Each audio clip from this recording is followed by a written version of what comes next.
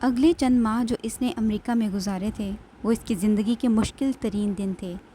وہ اس سے پہلے بھی کئی بار سیر و تفریح کے لیے اپنی فیملی کے ساتھ اور ان کے بغیر امریکہ اور یورپ جاتا رہتا تھا، مگر اس بار جس طریقے سے سکندر نے اسے امریکہ بھجوایا تھا، اس نے جہاں ایک طرف اسے مشتعل کیا تھا تو دوسری طرف اس کے لیے بہت سے دوسرے پرابلمس بھی پیدا کر دیے تھے۔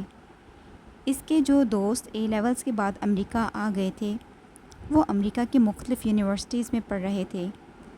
وہ کسی ایک اسٹیٹ میں نہیں رہتے تھے۔ کچھ ہی یہی حال اس کے رشتہ داروں اور کزنس کا تھا۔ خود اس کے اپنے بہن بھائی بھی ایک جگہ پر نہیں تھے۔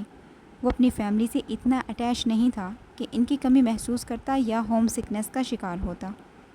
یہ صرف اس طرح اچانک وہاں بھجوائے جانے کا نتیجہ تھا کہ وہ اس طرح اضطراب کا شکار ہو رہا تھا۔ کامران سارا دن یونیورسٹی میں ہوتا اور اگر وہ گھر آتا بھی تو اپنی اسٹڈیز میں مصروف ہو جاتا۔ اس کے ایگزامز قریب تھے جبکہ سالار سارا دن یا تو اپارٹمنٹ میں بیٹھا فلمیں دیکھتا رہتا یا پھر چینلز گھمانے میں مصروف رہتا، اور جب وہ ان دونوں کاموں سے بیزار ہو جاتا تو آوارہ گردی کے لیے نکل جاتا۔ اس نے وہاں اپنے قیام کے دوران نیو یارک میں اس علاقے کا چپا چپا چھان مارا تھا جہاں کامران رہ رہا تھا۔ وہاں کا کوئی نائٹ کلب، ڈسکو، بار، تھیٹر، سینما یا میوزیم اور آرٹ گیلری ایسی نہیں تھی جہاں وہ نہ گیا ہو۔ اس کا ایکیڈیمک ریکارڈ ایسا تھا کہ جن 3 لیوی لیگ کی یونیورسٹیز میں اس نے اپلائی کیا تھا، ان تینوں میں رزلٹ آنے سے پہلے ہی اس کی ایڈمیشن کی درخواستیں قبول کی جا چکی تھیں۔ وہ تینوں یونیورسٹیز ایسی تھیں جن میں اس کے دور یا قریب کا کوئی رشتہ دار نہیں تھا، اور یہ اس نے جان بوجھ کر کیا تھا۔ وہ جانتا تھا کہ سکندر عثمان اپنی پوری کوشش کریں گے کہ اسے کسی ایسی یونیورسٹی میں ایڈمیشن کروائیں جہاں اس کے بہن بھائیوں میں سے کوئی نہ ہو تو کم از کم اس کے رشتہ داروں میں سے کوئی ضرور موجود ہوتا کہ وہ اس کے بارے میں معلومات حاصل کرتے رہتے۔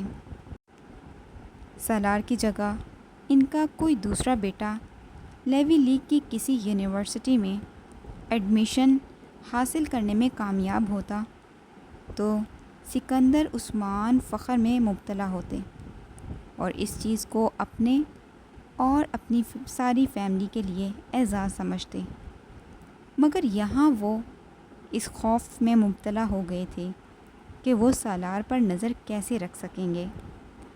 سالار نے ان یونیورسٹی میں سے ییل کو چنا تھا، اور اس کی وجہ یہ تھی کہ نہ صرف ییل میں اس کا کوئی شناسہ اور واقف کار نہیں تھا، بلکہ نیو ہیون میں بھی سکندر عثمان کا کوئی رشتہ دار اور دوست نہیں تھا۔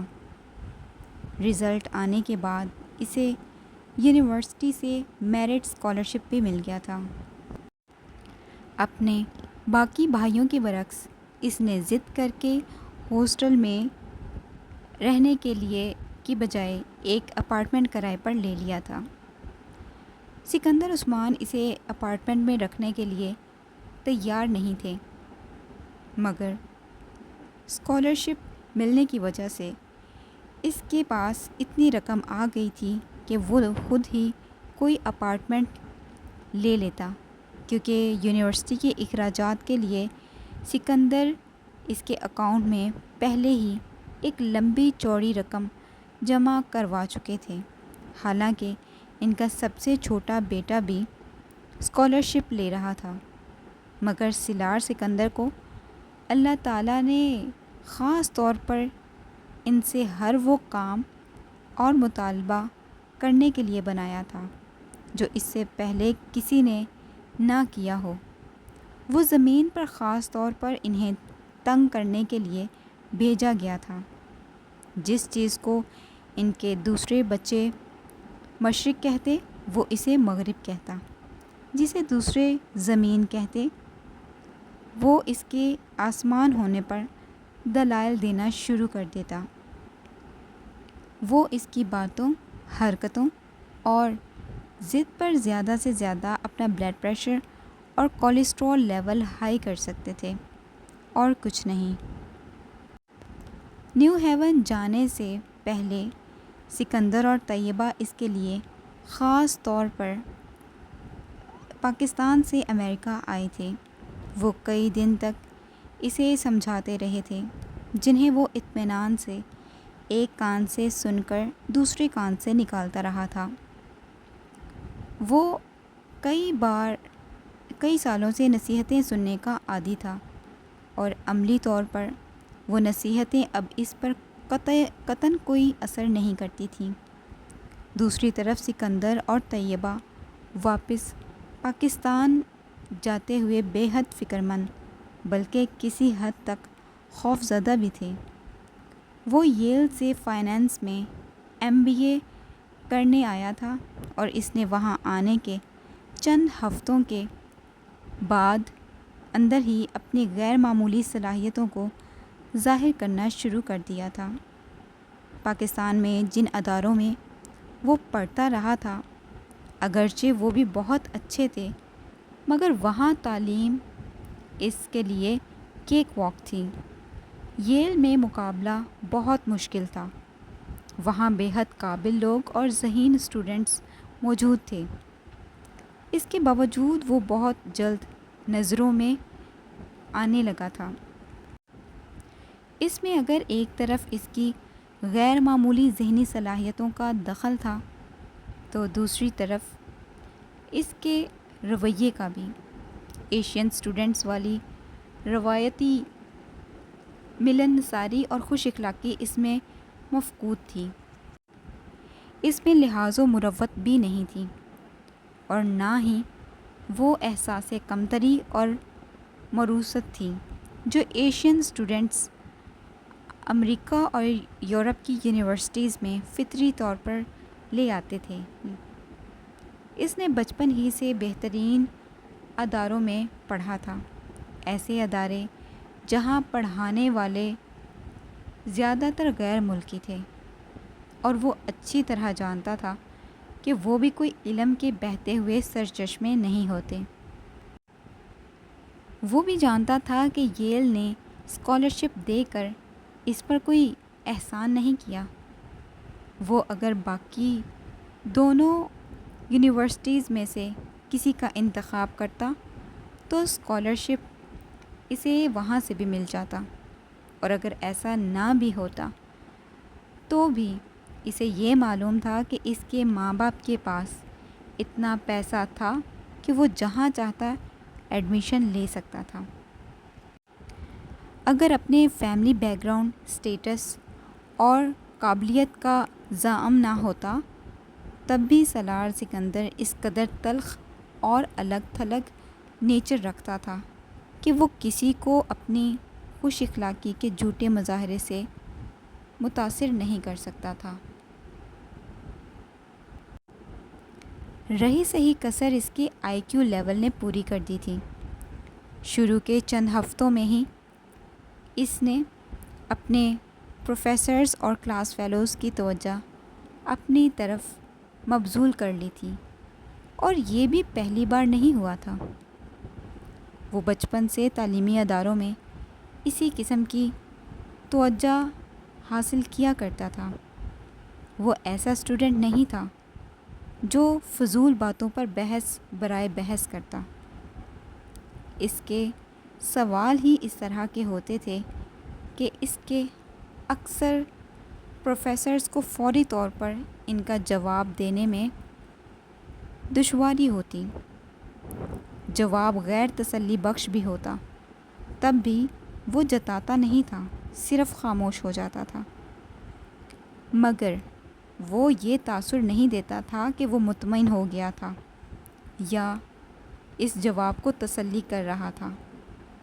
وہ بحث صرف ان پر پروفیسر سے کرتا تھا جن کے بارے میں اسے یہ یقین ہوتا کہ وہ ان سے واقعی کچھ نہ کچھ سیکھے گا، یا جن کے پاس روایتی یا کتابی علم نہیں تھا۔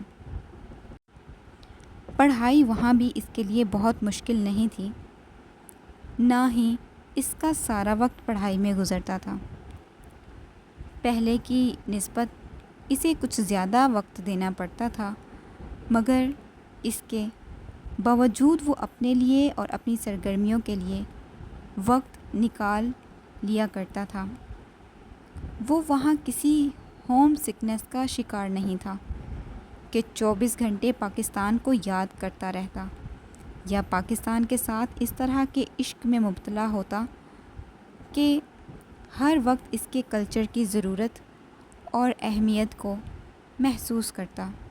نہ ہی امریکہ اس کے لیے کوئی نئی اور اجنبی جگہ تھی، اس لیے اس نے وہاں موجود پاکستانیوں کو تلاش کرنے اور ان کے ساتھ روابط بڑھانے کی دانستہ طور پر کوئی کوشش نہیں کی، مگر وقت گزرنے کے ساتھ ساتھ خود بخود وہاں موجود کچھ پاکستانیوں سے اس کی شناسائی ہو گئی۔ یونیورسٹی کی دوسری بہت سی سوسائٹیز، ایسوسی ایشنز اور کلبز میں اس کی دلچسپی تھی، اور اس کے پاس ان کی ممبرشپ بھی تھی۔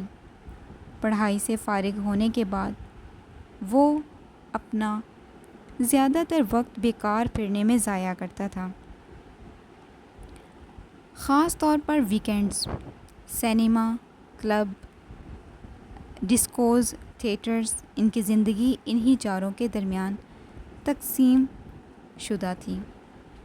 ہر نئی فلم، ہر نیا سٹیج پلے، ہر نیا کنسرٹ اور کوئی بھی نئی انسٹرومنٹل پرفارمنس وہ نہیں چھوڑتا تھا، یا پھر ہر نیا چھوٹا بڑا ریسٹورنٹ، مہنگے سے مہنگا اور سستے سے سستا، اسے ہر ایک کے بارے میں مکمل معلومات تھیں، اور سب کے درمیان وہ ایڈونچر اس کے ذہن میں اب تک تھا، جس کی وجہ سے وہ امریکہ میں موجود تھا۔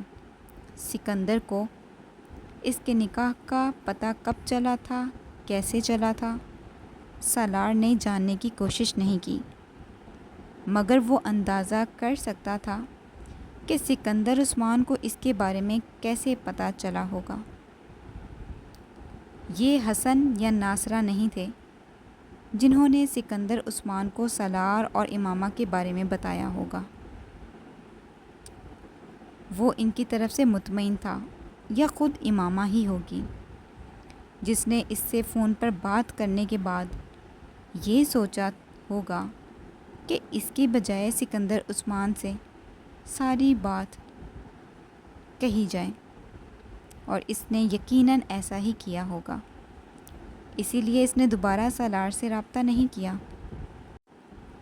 سکندر نے اس سے رابطہ کرنے کے بعد ہی اس کے کمرے کی تلاشی لے کر وہ نکاح نامہ برآمد کر لیا تھا، مگر یہ سب کب ہوا تھا، یہ وہ سوال تھا جس کا جواب وہ نہیں ڈھونڈ پا رہا تھا۔ جو بھی تھا، امامہ کے لیے اس کی ناپسندیدگی میں پاکستان سے امریکہ آتے ہوئے کچھ اور اضافہ ہو گیا تھا۔ یکے بعد دیگرے وہ اس کے ہاتھوں زچ اٹھانے پر مجبور ہوا تھا، اور اب وہ پچھتاتا تھا کہ اس نے اس تمام معاملے میں امامہ کی مدد کیسے کی۔ بعض دفعہ اسے حیرانی ہوتی تھی کہ آخر وہ امامہ جیسی لڑکی کی مدد کرنے پر کیسے تیار ہو گیا تھا، اور اس حد تک مدد کہ وہ اب ان تمام واقعات کے بارے میں سوچتے ہوئے بھی کوفت محسوس کرتا تھا۔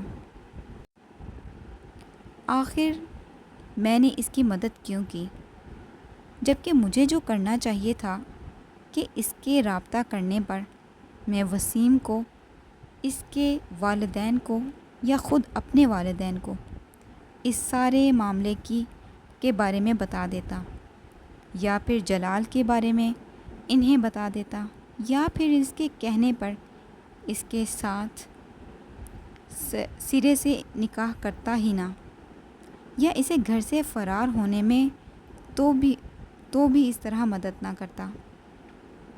بعض دفعہ اسے لگتا کہ جیسے وہ کسی چھوٹے بچے کی طرح اس کے ہاتھوں میں استعمال ہوا تھا۔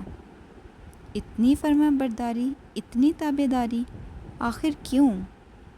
جبکہ وہ اس کے ساتھ کوئی تعلق یا واسطہ نہیں رکھتی تھی، اور وہ کسی طرح سے بھی اس کی مدد کرنے پر مجبور نہیں تھا۔ اب اسے وہ سب کچھ ایک ایڈونچر سے زیادہ حماقت لگتا۔ وہ کسی سائیکالوجسٹ کی طرح امامہ کے بارے میں اپنے رویے کا تجزیہ کرتا اور مطمئن ہو جاتا۔ جو وقت گزرتا جائے گا وہ مکمل طور پر میرے ذہن سے نکل جائے گی۔ نہ بھی نکلی تب بھی مجھے کیا فرق پڑے گا؟ وہ سوچتا۔ وقت گزرنے کے ساتھ ساتھ یہاں اس کے حلقہ احباب میں اضافہ ہونے لگا، اور اسی حلقہ احباب میں ایک نام سعد کا تھا۔ اس کا تعلق کراچی سے تھا۔ سالار کی طرح وہ بھی امیر کبیر گھرانے سے تعلق رکھتا تھا، مگر سالار کے برعکس اس کا گھرانہ خاصا مذہبی تھا۔ یہ سالار کا اندازہ تھا۔ سعد کی حس مزاح بہت اچھی تھی اور وہ بہت ہینڈسم بھی تھا۔ نیو ہیون میں ایک امریکی دوست کے توسط سے اس کی ملاقات سعد سے ہوئی تھی، اور اس کی طرف دوستی میں پہل کرنے والا سعد ہی تھا۔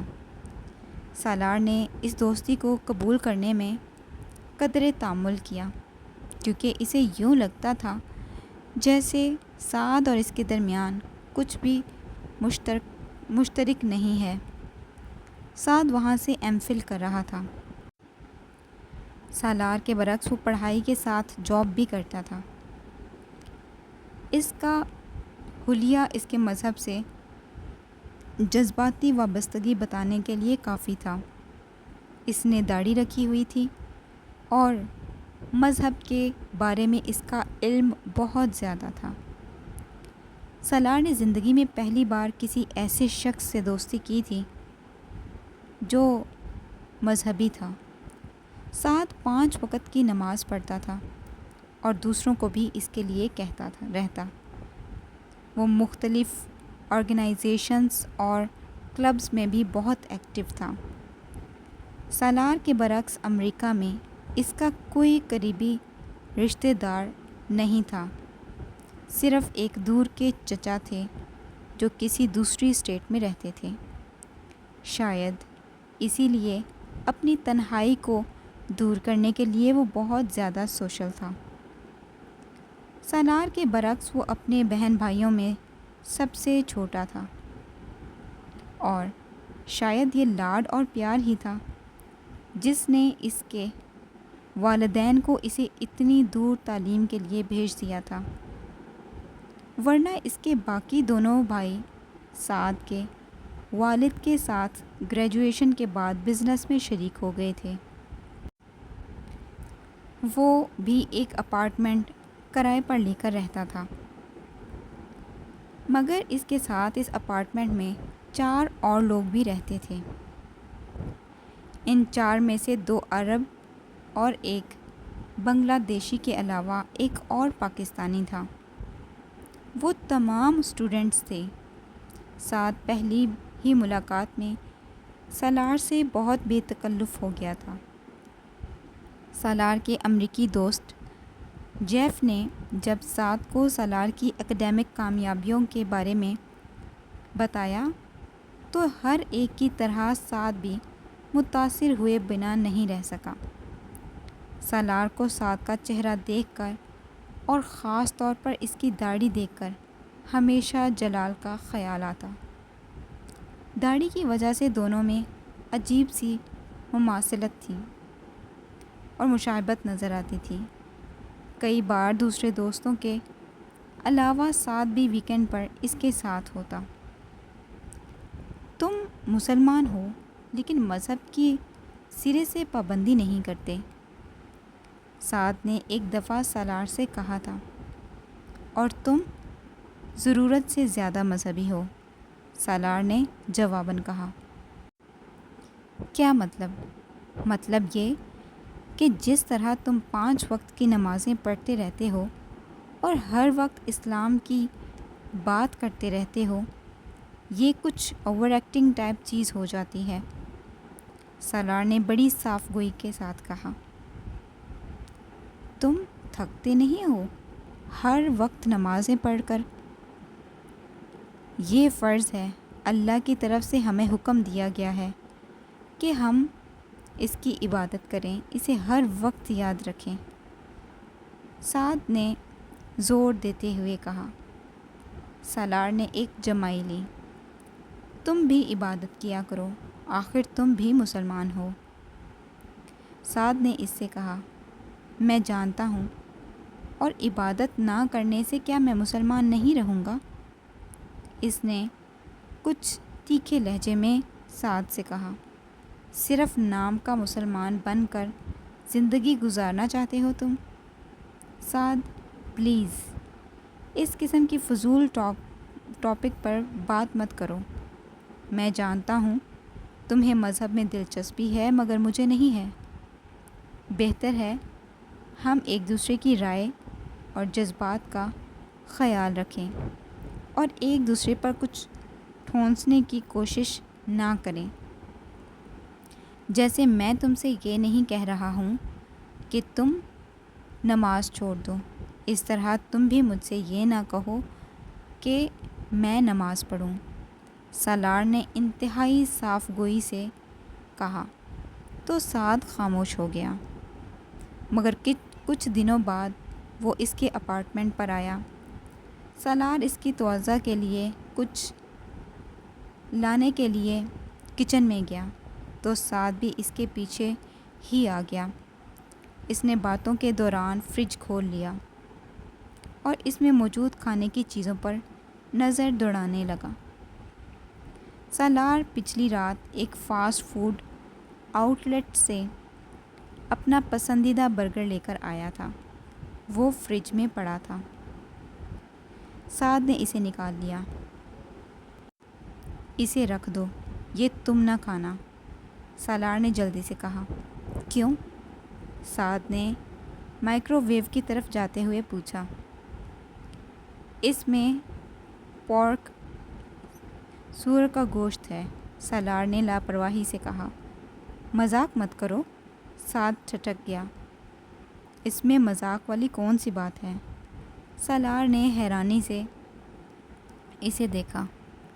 سعد نے جیسے پھینکنے والے انداز میں پلیٹ شیلف پر رکھ دی۔ تم پورک کھاتے ہو؟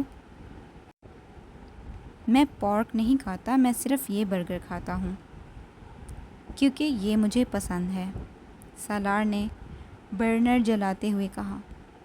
تم جانتے ہو یہ حرام ہے اسلام میں؟ یا ہاں، اور پھر بھی؟ اب تم بھی وہی تبلیغ شروع مت کر دینا۔ میں صرف پورک ہی نہیں کھاتا، ہر قسم کا گوشت کھا لیتا ہوں، سالار نے لاپرواہی سے کہا۔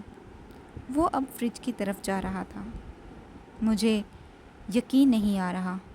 خیر، اس میں ایسی بے یقینی والی کیا بات ہے؟ یہ کھانے کے لیے ہی ہوتا ہے۔ وہ اب فریج میں پڑے دودھ کے پیکٹ کو نکال رہا تھا۔ ہر چیز کھانے کے لیے نہیں ہوتی، سعد کچھ دل ملایا۔ ٹھیک ہے، تم زیادہ مذہبی نہ سہی، مگر مسلمان تو ہو، اور اتنا تو تم جانتے ہی ہو کہ پورک اسلام میں حرام ہے، کم از کم ایک مسلمان کے لیے۔ سالار خاموشی سے اپنے کام میں مصروف رہا۔ میرے لیے کچھ مت بنانا، میں نہیں کھاؤں گا، سعد یکدم کچن سے نکل گیا۔ کیوں؟ سالار نے مڑ کر اسے دیکھا۔ سعد واش بیسن کے سامنے کھڑا صابن سے ہاتھ دھو رہا تھا۔ کیا ہوا؟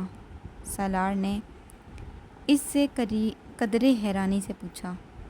سعد نے جواب میں کچھ نہیں کہا۔ وہ اسی طرح کلمہ پڑھتے ہوئے ہاتھ دھوتا رہا۔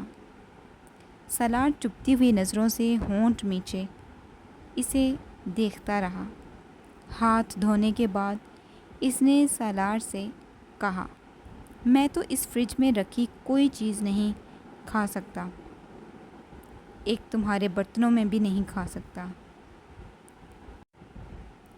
اگر تم یہ برگر کھا لیتے ہو تو اور بھی کیا کچھ نہیں کھا لیتے ہوگے؟ چلو باہر چلتے ہیں، وہیں جا کر کچھ کھاتے ہیں۔ یہ بہت انسلٹنگ ہے، سالار نے قدرے ناراضگی سے کہا۔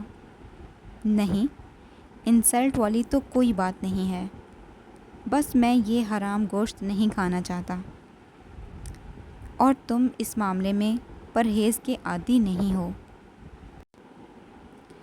سعد نے کہا، میں نے تمہیں یہ گوشت کھلانے کی کوشش نہیں کی، تم نہیں کھاتے اس لیے میں نے وہ برگر پکڑتے ہی تمہیں منع کر دیا۔